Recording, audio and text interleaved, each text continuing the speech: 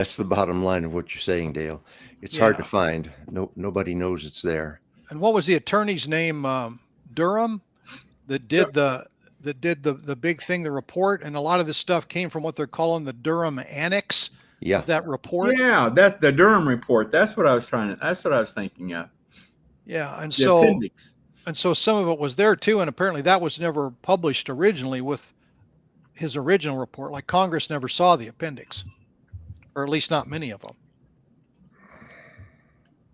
Yeah. See, this topic came up in one of our previous In Focus segments, and I guess my first reaction was, well, this is old news. Is the public going to be even open to rehashing this and going through this again? But I've kind of changed my opinion on this. I think this is it's beginning to look like a real case of criminal activity. Looks like it to me, but I'm not a lawyer, and Yeah. so that's what's been in focus for me these days, Dale. It's interesting, as we were talking earlier about this going to a grand jury and what could the potential charges be, and Ken mentioned conspiracy and all that kind of stuff. But as I sit here and have thought about it since, this is treason. That's the word that I've heard thrown around. I mean, nobody wants to really say that, but I mean, whenever you talk about taking out a sitting president, what else would that be? Yeah. Yep. This is treason. Yeah, I think so. And now nobody knows what's going to happen, but I do have a prediction, and I'm pretty sure that it'll come true. The key players, Comey, Brennan, Clapper, that's the name I was trying to think of. They will spend a lot of money on defense attorneys in the next few weeks, months, and years. Yeah. Yeah. They will spend a lot of money defending themselves. Yep. Somehow warms my heart. Well, of course, Obama's immune, right? Obama's. Well, I think so. I think that's what the Supreme Court said. But the other players are not. So. If I were in their shoes, I'd be very worried. Of course, Hillary's one of them too. Got to throw her in that mix too. Yeah, she paid for the Steele dossier. Yep. Yeah. So, I mean, when you stop and think about it, if this is true, if this is true, it's a terrible thing, and it can't happen again. We can't let it happen again. That's for sure. I can't imagine that the director for national intelligence would go on public television and state to the world what she had found and what it all meant if there wasn't significant. She didn't believe it. Exactly. Yeah, I agree. Yeah. Agreed. Yeah. She's putting her whole reputation on the line. Her whole reputation's on the line on this, yeah. And I think her life's in danger. Most certainly. Most certainly. People who blow whistles get trouble. And that's going to get worse as time goes on if this is enhanced and becomes a really, really serious thing. Yep. Well, as kind of a side spoke to all that, what about Eric Snowden? Don't you think he should be exonerated? And because everything that he was talking about and got shipped off to Russia or wherever he is now, was true. Yeah, yeah. Well, he broke some laws. It was true, but I think there was a better way for him to blow that whistle than what he actually did. But that's a divisive issue. Sure. People are on both sides of that. Well, as people would be on both sides of the Obama situation too. I mean, at this point, yeah. The man is actually should be sending a thank you note to Trump for his coverage at this point. But I think there's some fine points in there, or there's some wiggle room in there that they might be able to find something on that he's not totally immune from. I don't know. It's very complicated. We'll find out. All right. Thank you, John. Thank you. Mm-hmm. Well, Ken, I think we were talking a little bit before we came on the air that you and I are kind of thinking of the same thing in general. But you go ahead and tell us what you're in focus with. I'll kick it off, and you can follow up, Dale. I guess I'll join in. Yes. Yeah, my focus is on the Middle East. But to get to that focus, I'm starting with our media, our local media, not local media, our country's media, our mainstream media, basically. And I'm going to start off specifically with the New York Times, a paper that I guess at one time, had notoriety and some actual presence and notoriety. But I don't know when it actually fell off the cliff, but the New York Times has become just another one of those rags, in my opinion. Posted a picture of a very emancipated child in the arms of a very, very well-fed mom. Didn't look emancipated at all, and claimed that this was, lack of food and nourishment. And it turned out that the child had a disease, a spinal disease, which caused the physical appearance of the child. Of course, New York Times, they posted their correction, so they followed their due duty, and of course they posted it somewhere in the back end of the paper where nobody would ever find it or correlate with the actual story. So I mean, it's that type of stuff that we get from not only our newspapers, but our televised media as well, that just doesn't want to cover what's really going on in the world. And that brings me really to the heartache of what has been my focus. And it starts with Israel looking, including when you look at Israel and including what the world refers to as the West Bank and Gaza, it's a total of 10,240 square miles. Israel's about the size of New Jersey, the state of New Jersey.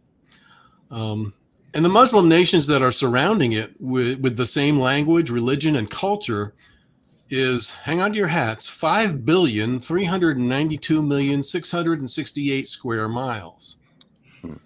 Now, and that doesn't include Pakistan, Afghanistan, or Iran, Indonesia, Southeastern Europe, or Turkey. So this would add another, if that was included in this figure, it would add another 3 million square miles. So my question is, as Israel continues to be the focus of countries like France, Germany, other European nations that are putting pressure on Israel to go ahead and make some room for the Palestinian state. And by the way, it's a two-state has been at least tried and never successful. That's what Gaza is, right? That's what Gaza was. Yeah, that was supposed to be there for them. Yeah. So, I mean, when you look at the focus of this, again, everybody's pointing their fingers at Israel, but my question is, so why does tiny Israel need to divide half of what is left of Israel, with about 4,000 square miles, to a terror organization? Basically, it's what they are. They're a terror organization. And the fact is, this attempt to squeeze out the Jewish ancestral homeland, a land only ever a state under Jewish rule, and which has had Jews residing in it for 3,761 years, continuously. I just don't understand the world's focus on Israel. And of course, again, I think when you look at the actual video and facts and truth about what's going on in Gaza, truckloads of food that are being distributed strictly to Hamas and little bits and pieces here and there to those that are really in need of it, and actually selling some of it to, again, fortify their ammunition and other types of things. The whole situation really just screams wrong to me. And I know, Dale, you probably have a few other things to add to that, but that's my focus. And it's really an injustice. And again, the piling on, and of course, then you have the things that are going on in our country. It makes your head spin. Well, to take off on what all you've said, I just it just all of a sudden hit me this past week that when I hear all this stuff about the food distribution, and what's going on in Gaza, all of a sudden it dawned on me, and why in the world would people be blaming Israel for this? I mean, these Israel was attacked by a terrorist group, and here Israel is actively trying to help feed the people that they're at war with. I just don't understand how these countries can view Gaza and want to recognize them as a country. I begin to think, am I listening to the wrong news outlets? Am I getting the wrong news? Is there something I've missed?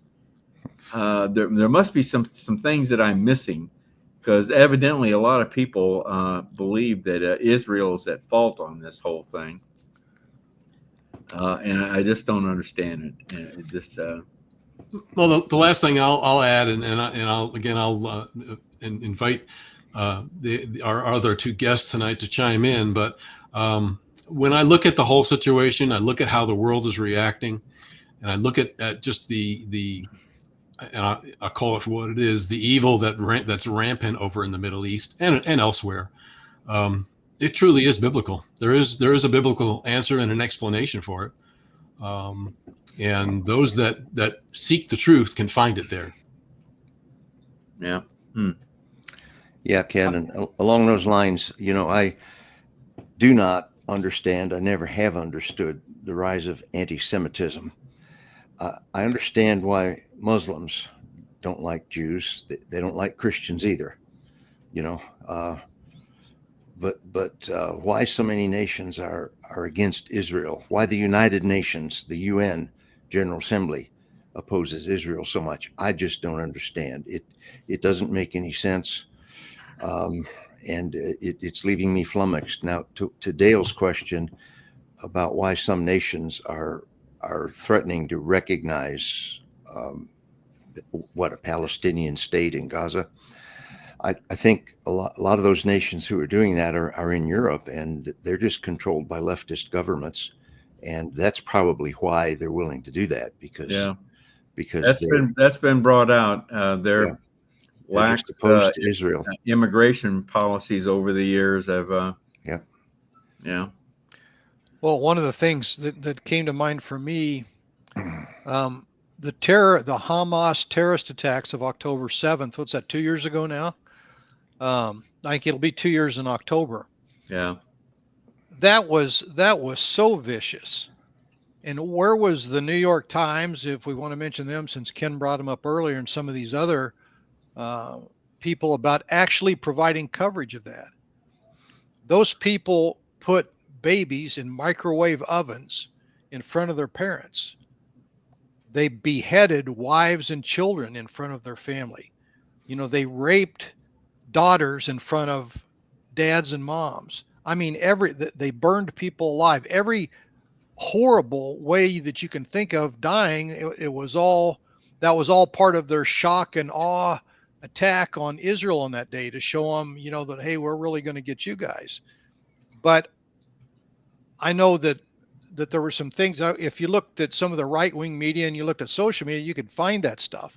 But in any major print media, any of the normal legacy media that we watch or anything like that, you didn't see anything about that stuff. Nobody even talks about it. And so whenever the kids on our college campuses are going around protesting and wearing Hamas shirts and all those kind of things, I can't believe that they have any idea about what kind of people those actually are that are perpetrating those acts against innocent people, who at the time, most of them were either involved in going to a rock kind of a concert or something, a music festival that had a lot of young people involved, and the rest of the people were basically farmers who were relaxing in their homes whenever all this happened. Yeah. Yeah. I mean, it's terrible beyond belief. Yep. And the brazenness of that, Dale, is as you speak, again, it's only reaching a very small segment of outlets, news outlets or what have you, but Hamas actually videoed themselves doing this. I mean, there's actual video of these type of horrible crimes being committed on children and babies and families. Yeah. It does exist. There is actual video, but 90% of the world probably isn't seeing it. Yeah. Well, guys, that's a wrap. We're out of time for this segment, and I want to thank you for coming on and giving us your in focus. So, Dale, John, thank you very much. Thank you. You're welcome. You're Hope quite to have welcome. you back again sometime. Good luck, gentlemen. Sure. Thank you. Bye. Ken, I'm just, a little technical issue here. I'm just noticing up in the corner there says we've been on air for 16 minutes. Yeah, John had posted a little private comment, and I picked up on it. I didn't see a counting box going on when I looked up and saw on my end it said go live still. So about 16 minutes in is when I hit the go live button. So apparently it never went live after our initial video. Yeah. Oh, sorry to hear that. Wow. Yep. Another one of those technical issues. So there's always seems to be something. I don't know what we did wrong, if anything. I don't know. It's there's it didn't say I wasn't seeing any countdown at all or any running clock. So I thought, well, we must not be live. So apologies to those for the first 15 minutes or so. I do see we do have some viewers. So apparently it did notify anyway, but yeah, for the first 15 minutes or so, our program was not live streaming tonight. So we apologize. Okay. All right. Well, they missed most of what Dale Tipton had to say. So we'll have to bring Dale back. We'll blame it on him. Okay. We'll have to bring Dale back. He had such a good segment too. I'm sure it didn't. I know it didn't record. So. Okay. All right. Well, let's move on to our next feature that we have here.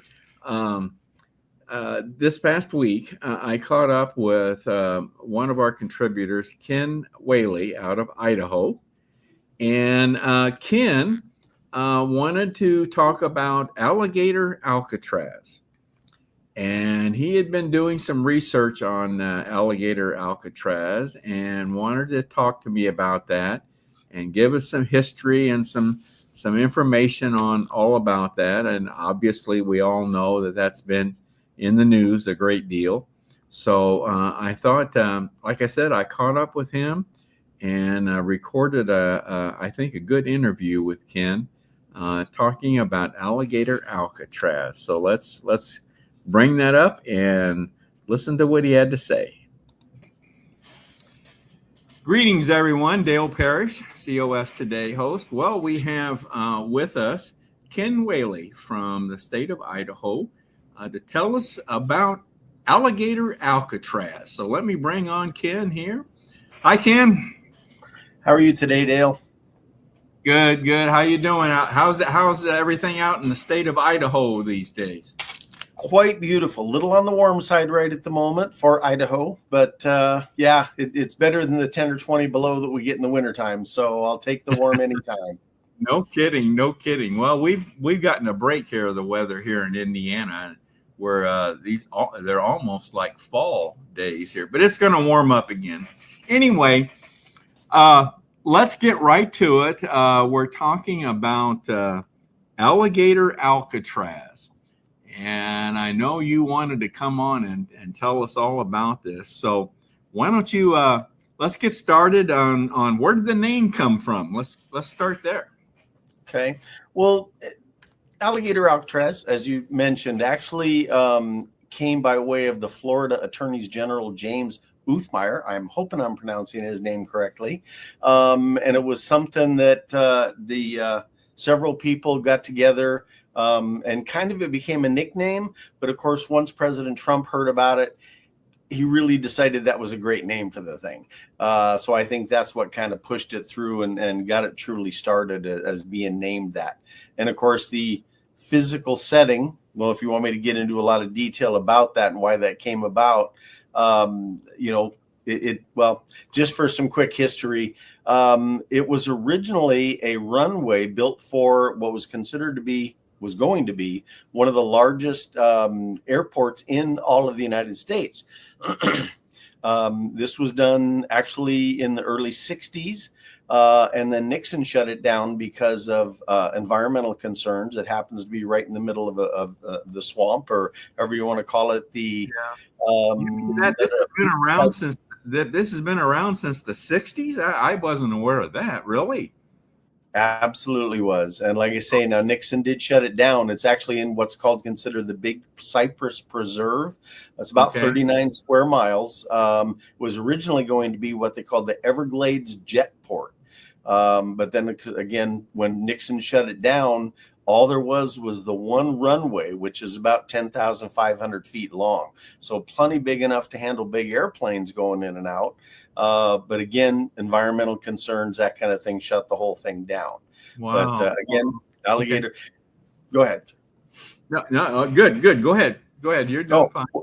I can get rambling with this stuff, so hold me in check there. Okay. But that's it's one of the interesting facts that I found about this, which really shocked me, to be honest, was that it's the only place in the world where both crocodiles and alligators coexist. And they went with alligators. There's more of the alligators. I guess Crocodile Alcatraz didn't roll off the tongue as well. But so Alligator Alcatraz is what it became. And again, dead in the middle of a very large swamp with lots of real big, nasty apex predators. Again, panthers, the snakes, the alligators, the crocodiles, just a nasty place to be if you get off the main road or what little pavement there is that way. So, well, I know they got this revamped or built very quickly, right? Am I correct on that? Absolutely. Well, it's interesting because when the idea first came about to use this location, obviously, as I mentioned, it had been there for quite some number of years, and they realized they had basically an airport with enough solid ground in the middle of the swamp to be able to set up a facility real quick. And in essence, what happened was that they Florida used an Emergency Powers Act to put everything up in about, less than 8 days, according to everything that I can find right now. Wow, now, really? keeping in mind, though, very quick. But keep in mind, it's all basically temporary stuff. It's a lot of tents. There's no hard anything there. Water's trucked in. The sewage is all porta potties type thing. I mean, it's very bare bones basic in that regard. But literally everybody's in tent. So it's pretty quick to go up that way. So how many detainees, I guess we'll call them, is this supposed to hold? According to everything I could find, about 5,000 individuals. Now, that doesn't include the staff, of which there are several hundred, and we can go through the details of who's who and that whenever you're ready. But about 5,000 people, or detainees, as you elected to call them, for about $450 million a year, which is about $411 per detainee per day. And at first I thought, boy, that's a lot, it seems like.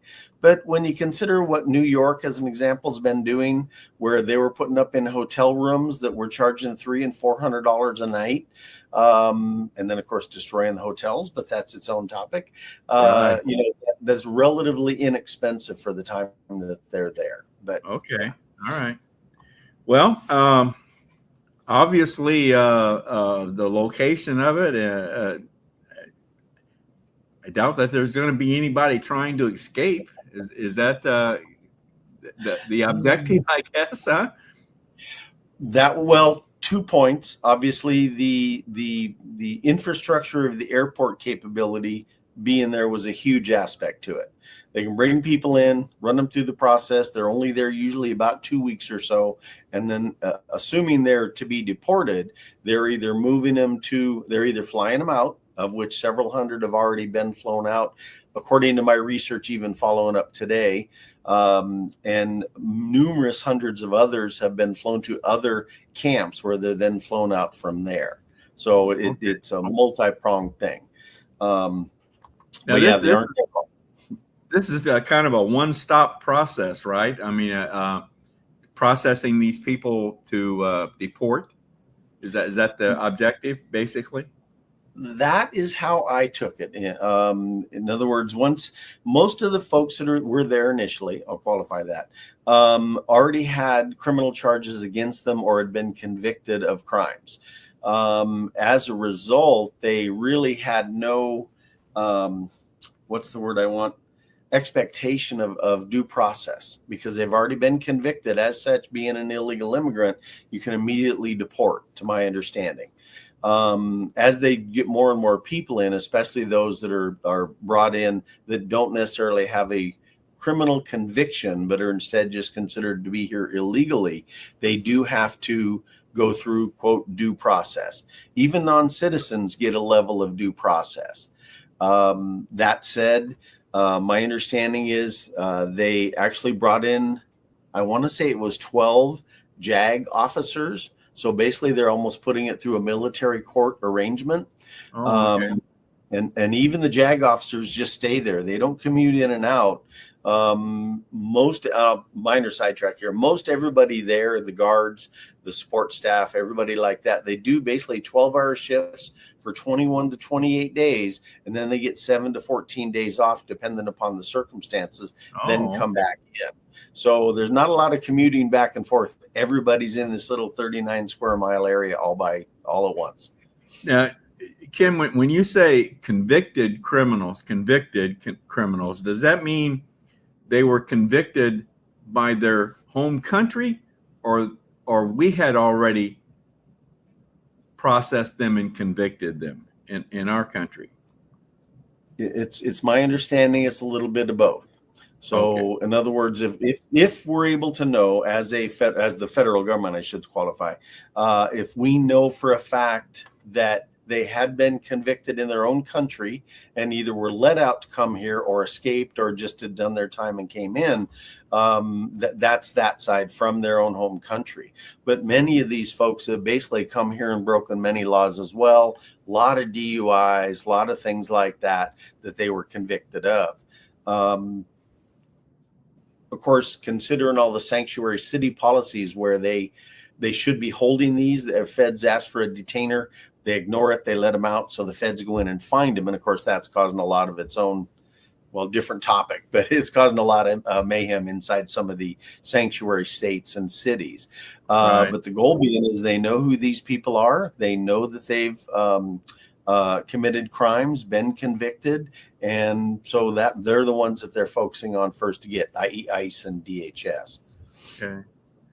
Well, I think you touched a little bit on the environmental challenges a little earlier, but can you talk more about the legal as well as the environmental challenges that this place poses? Especially, I guess, the legal. Go ahead. Yeah.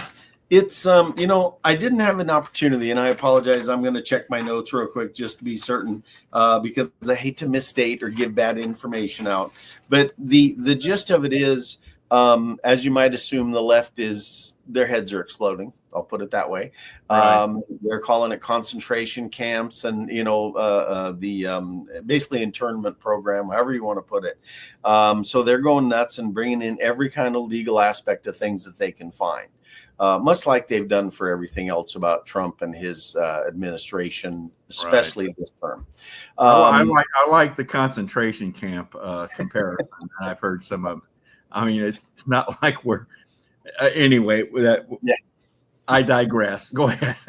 Understood. No, believe me, I understand. And sometimes I'm kind of mixed. I heard even today that there apparently are several of the detainees that have gone on a hunger strike. they're saying the food isn't good enough. And so therefore they're not going to eat any of it. One of them has actually been 10 days without food and had to be hospitalized, of which, of course, they have a medical facility there for any of these circumstances. Anytime you get a large group of people get hurt, have issues, etc. So the medical is there as well.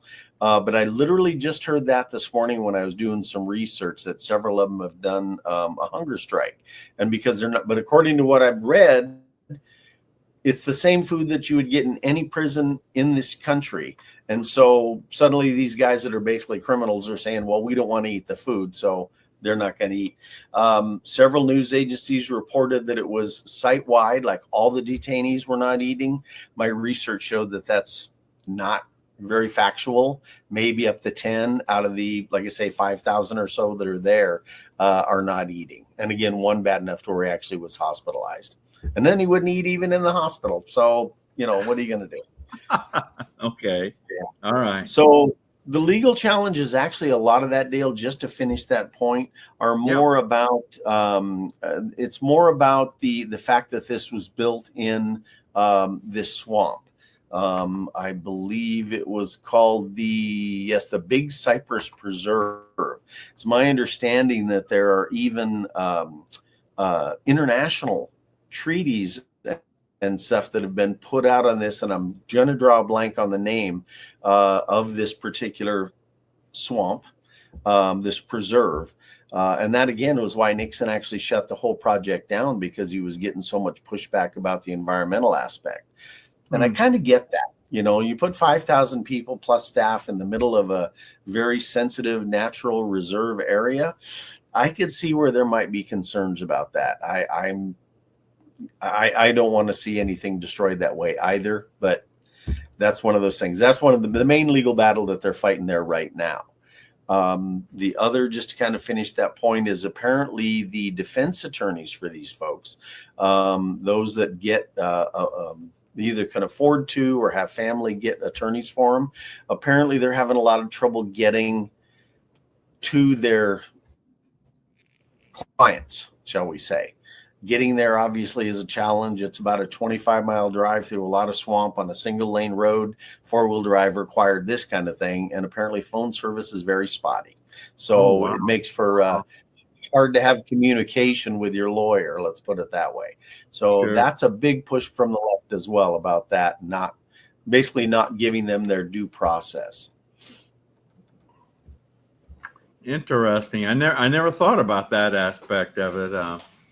I could see that would, of course, that as you've already touched on, that leads to human rights and ethical challenges and debates. That this seems to be going on, like we mentioned about concentration camps and so forth, right?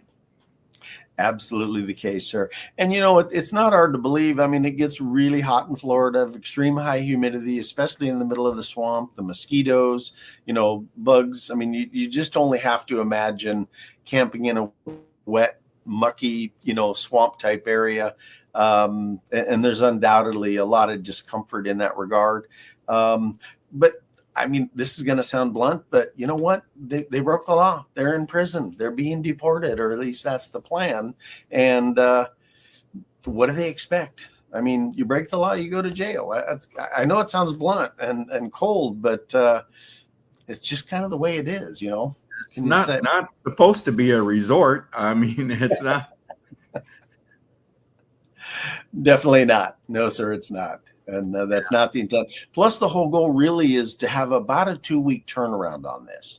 In other words, they're supposed to come in, assuming they're entitled to due process because of the various factors I've already touched on. They will usually be turned around and, again, either deported out right from that runway or that location, or sent to other they had a term for it, other locations that DHS and ICE have set up to detain and then process from there. My assumption is they're doing certain runs to certain countries out of that location, otherwise sending them to other locations where that country would then be a destination flight for them. It's an assumption on my part, but that's what I believe is going on. You've probably seen the same news reports that I've seen, but apparently they are considering the real Alcatraz as a center, a deportation center. I thought that had been pretty well nixed, but evidently they are still considering that place. I have to admit, last time sorry, sir. Go ahead. Well, I was going to say, I have to admit that the last time I looked at that, I could not find anything that validated that claim that they wanted to do that. At that point, I thought, oh, this is just President Trump doing his normal, let's blow things up, and when it settles, it'll be just that much better about things. But I have not heard anything further about that, to be honest. Okay. Plus, there's no runway. You'd have to have boat service. There's a lot of things that wouldn't work as well there as the Alligator Alcatraz. All sorts of environmental issues, from what I understand, as far as using the real Alcatraz, just like even with the Alligator Alcatraz, so many environmental issues. But have you ever heard of? I also, and actually I did a little research on this. There's a piece of property in Texas that the state of Texas wanted to turn over to the government for this kind of use. It's called Star Ranch. Have you ever come across that name at all? I did. Actually, I did. And you know what? I'm not going to try and go through my notes, but I do remember reading up on that. It's actually in the works to become another Alligator Alcatraz style of deportation point. Yeah, that's my understanding. It's actually in the works. And one of the things that I came across on that point real quick, Dale, is that one of the things that Governor DeSantis and President Trump had talked in depth about was to use the whole Alligator Alcatraz, what's the word I want, format, for lack of a better way to put it, to duplicate in other places. In other words, bring them in, hold them right there, do all the due process, make sure they're good to go, send them right out from there. So there's no, go back in and come back in 6 years or any of this kind of stuff. You go in, you're going to get deported. Now I even understand there are 5 other states. So it'd be Florida, Texas, and 5 other states that are, the 5 other states are in the process of considering or trying to find locations to do similar arrangements with that. So they're using it as a model, as it were, to make that happen in other states as well. I also came across the thought came across my mind about how about some of these military bases that we've closed down that are inactive, that could be brought up to speed for as processing centers. Anyway, it's very, very interesting topic. Obviously, it's attracted a lot of attention. Our time's just about out here. Ken, you want to just kind of wrap it up here, or do you think it's what are we're gonna see more of these, right? Basically, I would have to say yes. If I was a betting man, I'd definitely say yes. We will see more of these. The one thing that I will wrap all that up real quick with, Dale, is that as I mentioned, the left course heads are exploding. They really want to shut this off. They want these people here. That's its own topic. Maybe for a different day about the census and votes and representation in Congress. That's a whole different thing. That's why I think they're here. That said, unless Trump, we'll cut it down to him, to President Trump, gets things together with regards to the legal aspect of this. In other words, it's got to be refined in court so they have their due representation, get their time, get their due process. And if they don't do that, and I won't go into great detail, but if they don't do that, this whole thing could very well fall apart as being unconstitutional because they're not getting their proper representation, their day in court, as it were. And if they don't really focus on that aspect of things, this whole thing could fall apart. I'm hoping they will. And I think Governor DeSantis is onto this. I'm hearing noise that he's really focusing on that part. That's why they're bringing in the JAG officers to do it all on site and give them legal representation. Of course, the fight now is, well, they're not civilian judges, but okay, so what difference does that really make? Whether it be a military judge, law is law, they all represent the same type of thing. So that's my, my dropping line, as it were. So everyone stay tuned. We'll see how this develops. So Ken, thank you very much for bringing us up to date on Alligator Alcatraz. I think it was very, very interesting. So thank you very much, Ken. Thank you, sir. Take care. Thank you for having me.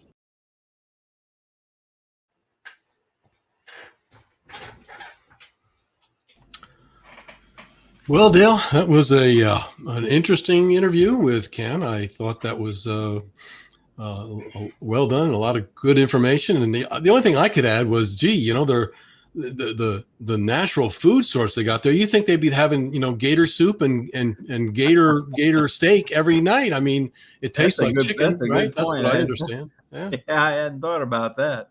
Yeah, you know, but that's probably it's probably considered a high valued meal, a luxury meal to have, you know, crocodile steak every night. Of course, you know, if they started doing that, you can imagine the outcry that would. Oh yeah, we'd have PETA all over us. Yeah, come forth on that. My goodness. Anyway, I thought Ken did a good job. A lot of stuff he talked about I wasn't aware of with regard to that facility, and I had no idea that went all the way back to Nixon. That really, yeah, the history of that, the start of that's amazing. Yeah. Mm-hmm. Okay, Ken, let's move on then. How about taking a minute here and telling people about that QR code up in the corner of the screen there? That little QR code up there is just a little support QR code. It's designed for your smartphone to bring you right to a little place where you can put your name and your email address. That's all it's going to ask for, and that'll put you into a platform with other supporters where you can get some of our great contributing segments that have been stored there over time, and allow you to converse with other types of supporters. But basically, it is a way of showing your support for what the programming that's going on here, and we do appreciate that. As Marengo has said a number of times, we appreciate the support, along with clicking the subscribe and the notification buttons and all the good stuff there that you can do on YouTube and Facebook. This is one that basically goes directly to us, that we know you are supporting what we have there. And it's also a good place for you to converse. So if you have some suggestions or you'd like to make some comments about certain aspects of the programming, you're free to do so. As a supporter, you're welcome we look forward to your input that way. All right. Thanks, Ken. Yep. Well, let's Marengo Mike wants to remind us one more time here. Yeah.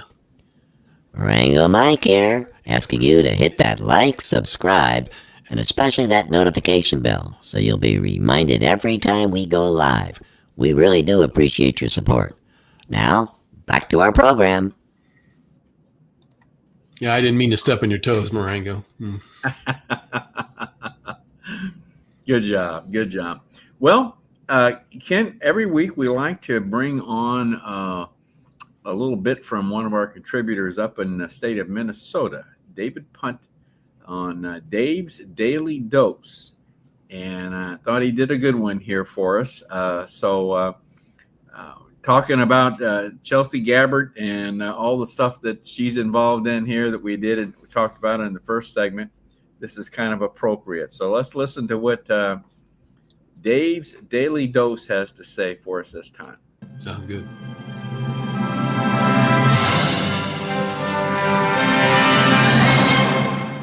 Think of all the loony lefty mainstream Democrat media opportunities for growth and expansion of knowledge that the Tulsi expose offers. Think of it. I'm reminded of a recent episode of The Five on Fox and free-flowing discussion among five talking heads with Fox broadcasting contracts after Jesse Waters chatted about the recently released and declassified information Gabbard has laid in front of us. His lefty co-worker Jessica Tarloff began the same lefty rant we all heard over the weekend. It's old news. Everybody knows this. We're plowing old ground. The Senate committee cleared that up. The House committee cleared that up. There's nothing to see here. This is Dave's Daily Dose on BrokenRoadRadio.com. I'm David Allen Punt. And then Jesse asked Jessica if she'd read the new report. No, she insisted. Why would she bother reading a report about the same old stuff just rehashed? On the break, Jesse had one of the Gophers print off a copy of the declassified report, about 40 pages, and handed it to her. No more excuses. Read the report. I've had a couple of those conversations myself of late. My response has been similar. Read the report. The conspiracy theory from days gone by has included Barack I name as either the creator of the plot or willing to go along with the program. The wrinkle that the loony lefties have added is that Trump is only doing it to get our attention away from the Epstein files. But there's very little there to connect the two. At least, that's what we think at this moment. Is it possible that Jeffrey Epstein was working for Hillary in 2016 and pitched it on the Steele dossier and some of the Russian girls of the evening mentioned in the fake report were underage? See what happens when you combine conspiracy theories? Truth to tell, we don't know the whole truth yet, and I hope we do soon. Sooner the better, in my opinion. I'm David Allen Punt.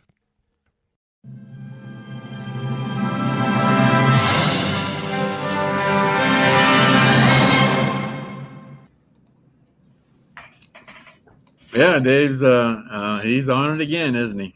He's on a roll. Dave's on a roll. I enjoy Dave's daily dose every time we get to put one on. Yeah.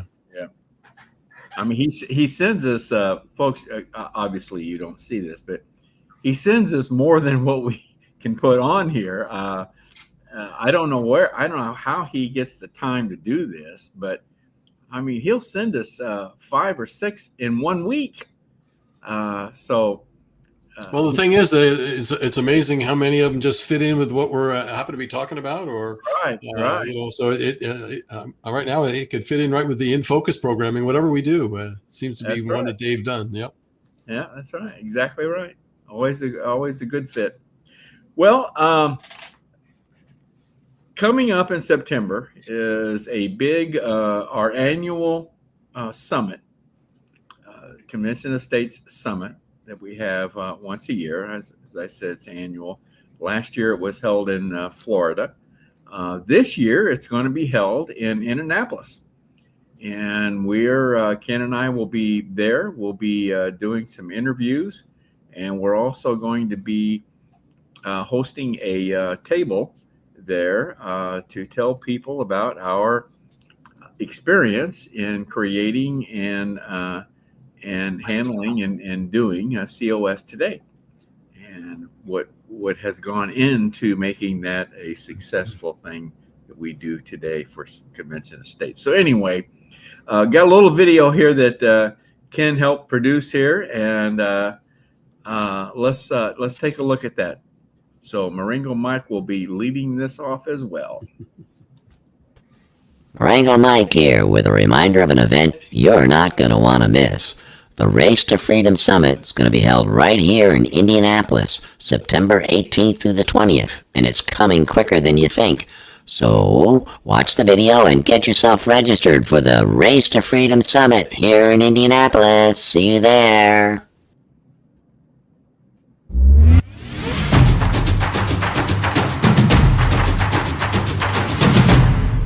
Hey, Convention of States, this is Lieutenant Governor Micah Beckwith. We're so happy to have you here in Indiana. I'm a big supporter of an Article 5 convention. I love what you're doing. Keep driving that ball home, and welcome to Indianapolis.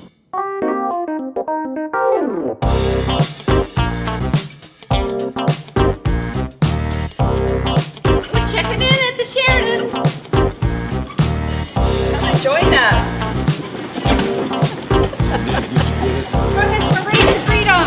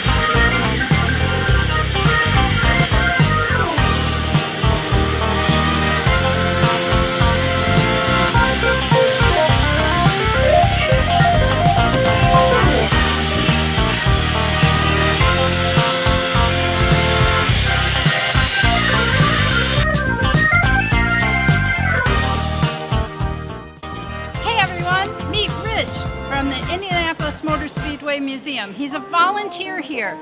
Come to the museum. You're going to love it. This is a great place. Rich comes out here once a month from St. Louis, Missouri. He volunteers this time, just like you're doing. Come meet Rich at the museum.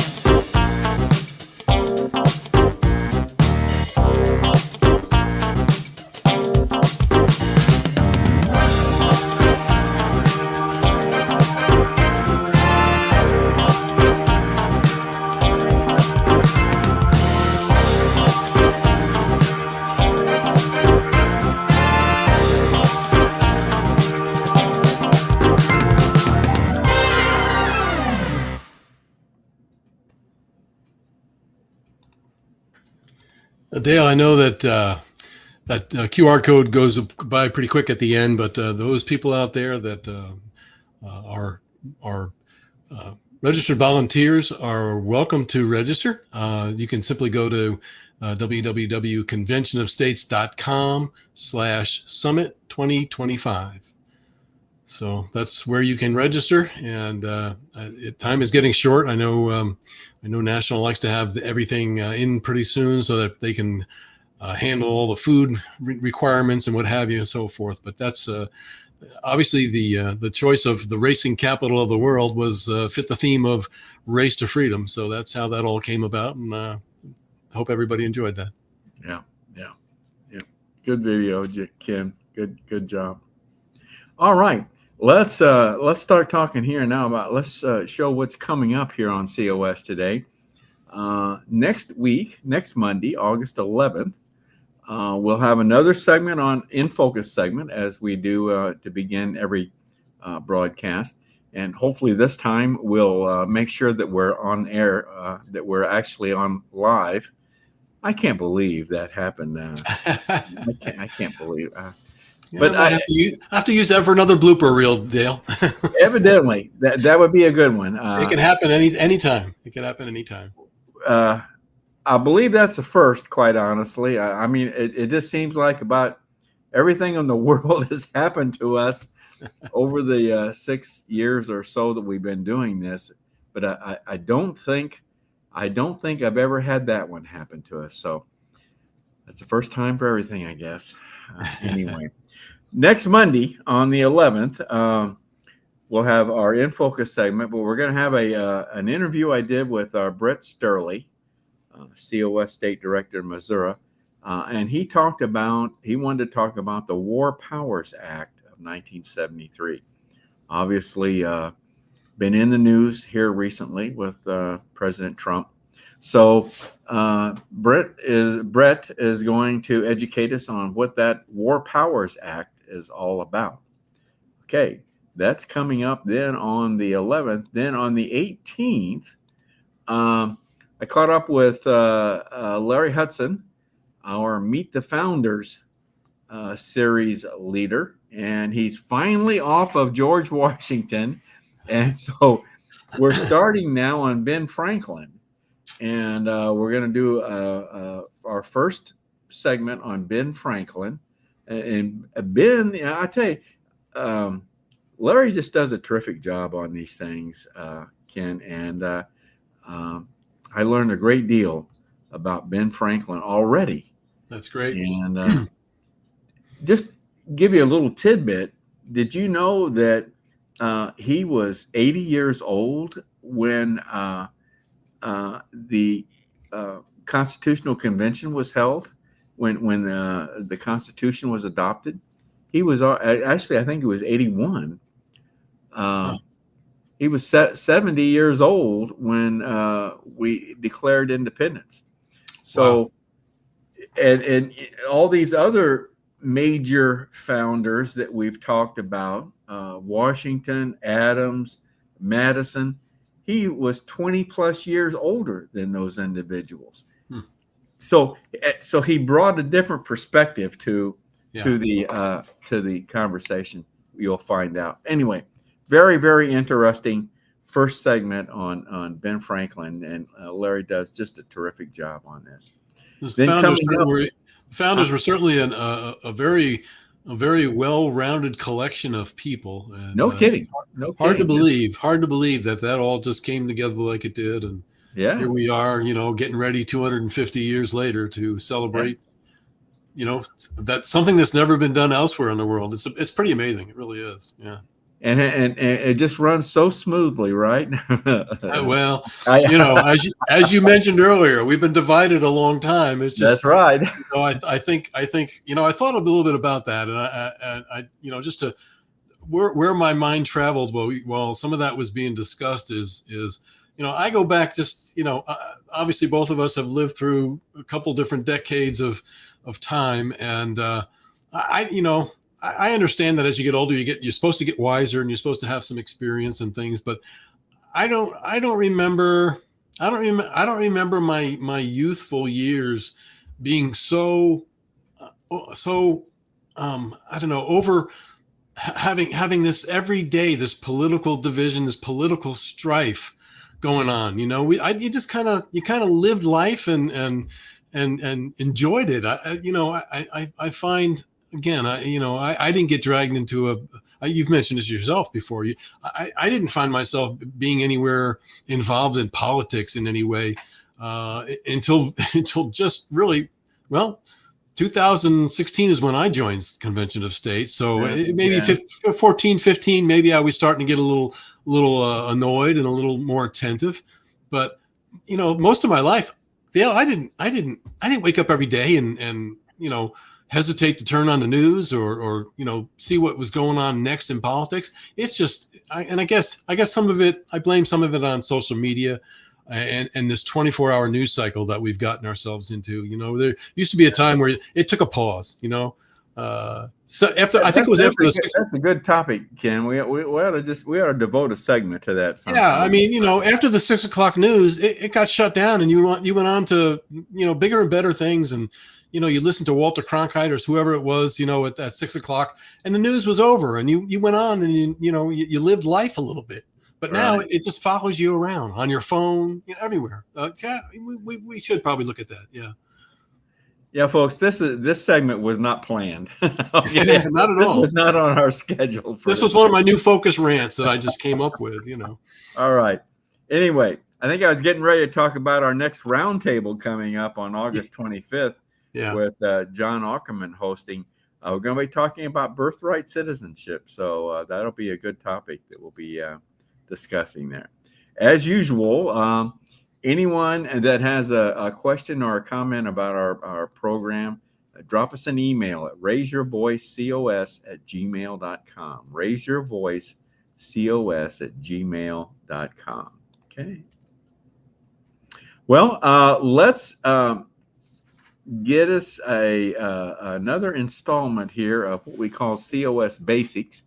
And these are little short tidbits, videos that John Ackerman, our guest from the first segment, puts together, and we call them COS Basics. So John's going to be talking about the scope of an Article 5 convention in this particular episode. So let's see what John has to say here.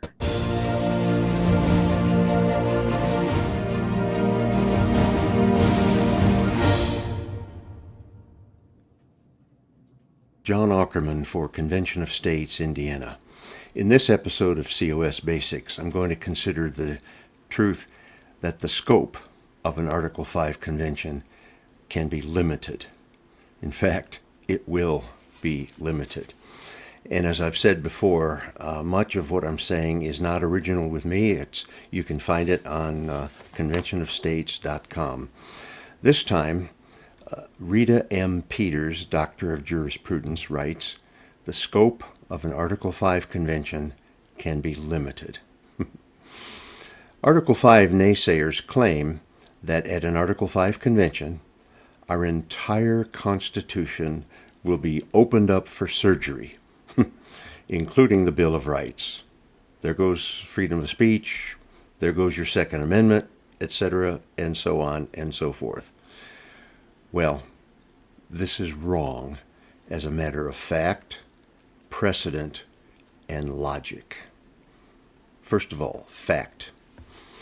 More than 400 applications for an Article 5 convention have been filed with Congress.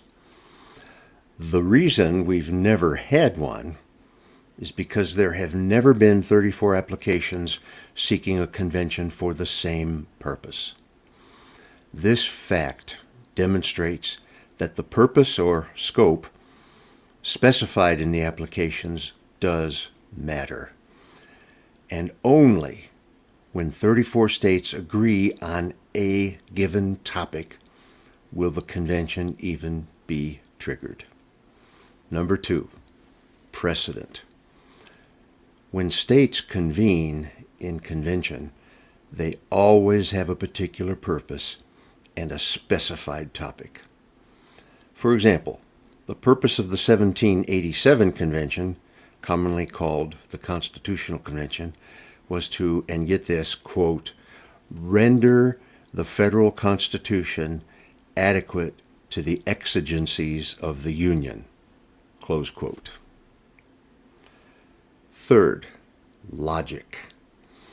Official meetings of any kind always have a stated purpose.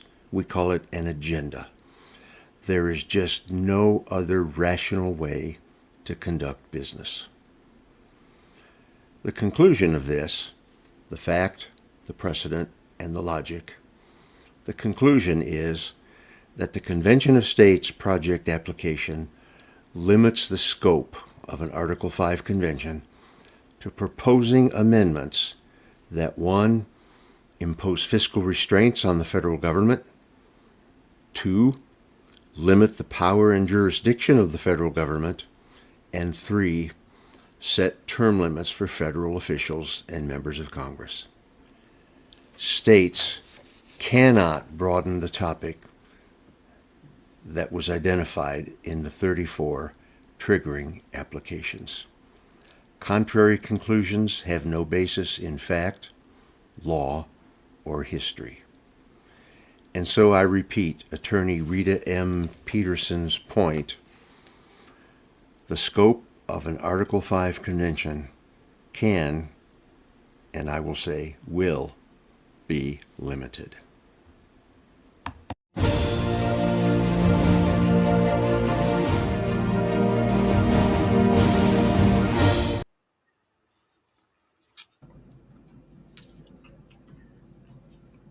Good as usual. Yep. Good one from John. We try to present one of those every week. So he did about, I think, 30 of them. Yeah.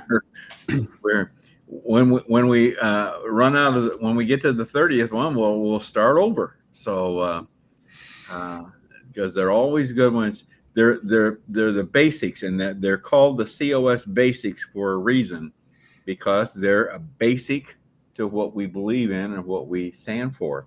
So it's good to remind us every week about one of the COS basics. So, all right. Well, Ken, I think that's a wrap for this evening.